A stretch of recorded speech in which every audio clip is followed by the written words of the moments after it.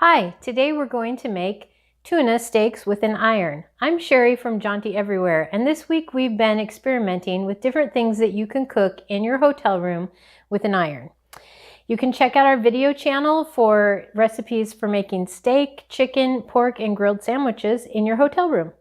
So here today I have my pieces of tuna steak, and they're quite long, so I'm going to chop this in half. I found that it works best if you keep your portion of meat within the center plate of the iron.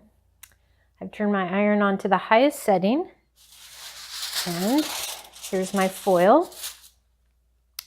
So I'll take a piece of my steak and season it with a little salt and pepper. I made the mistake once of not seasoning the tuna steaks with salt and pepper, and it didn't taste very appetizing. Okay, it's nicely salted, and now I'm going to make a sealed pouch with my foil.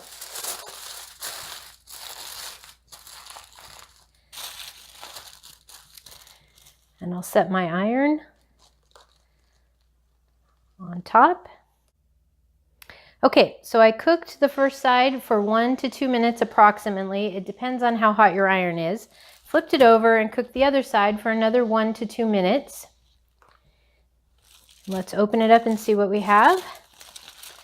Now for tuna steaks to be cooked properly, you want them seared on the outside and pink on the inside. So let me cut this open and see what it looks like on the inside. Oh, that's beautiful. It's perfect. Slightly pink on the inside and seared on the outside.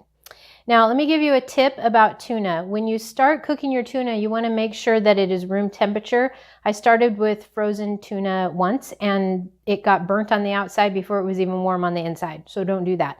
Make sure that your tuna is room temperature, and it will just take a minute or two. You'll have to watch it very carefully because tuna will overcook very quickly. Okay, let's plate this up.